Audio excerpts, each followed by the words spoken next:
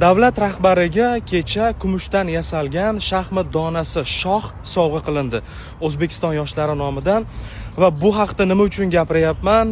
Farzandlarimiz kun kelib prezident bilan ko'rishadi deb niyat qilayotgan bo'lsangiz, bu videoni ko'ring, ulashing, fikrlaringizni kutaman. Mana shu uchrashuvda meni ikki do'stim qatnashdi. Birinchisi akamdek bo'lib ketgan Abdulaziz Yakubov. O'zi Turin Politexnik universitetida o'qib, mashalari-yu mashaqqatlarni birovga aytmasdan qiyinchiliklarni yengib o'tib Andijonga qaytib, Qashqadaryoda qanaqadir gaz konida ishlab, oddiy ishchi bo'lib, keyin mana oxiri qanchadir million dollar fondga ega bo'lgan Ventures fondi rahbari sifatida poytaxtga taklif etildi.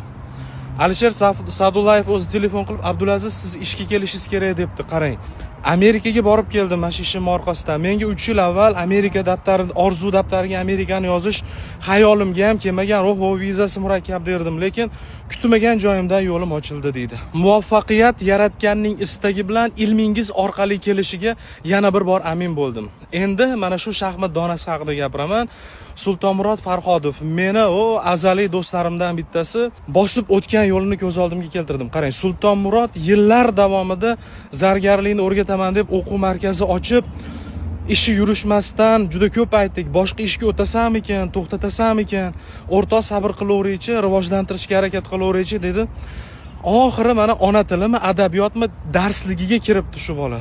Sultonmurod Farhodov zargarlik bo'yicha nimadir QR kodni skanerlab intervyularni qo'yib berayotgan ekan o'quvchilarga. Men shu daftarlarda, kitoblarda bo'lishda bolaligimdan orzu qilaman. Men yo'qman, lekin meni do'stim bor.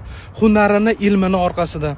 Va davlat rahbari bilan ko'rishib o'zining takliflarini bildiribdi. Qarang, zargarlik sohasida bitta shogirdi Angliyaga ishga kiribdi shu Sultonmurod bergan sertifikat bilan. Yaponiya menga zargar jo'nat deb o'tirgan ekan. Davlat rahbari bilan ko'rishishga voy deb yuzim yulmaganman-u, lekin bunga munosib ham deb hisoblamayman o'zimni. Ammo bitta narsani bilaman.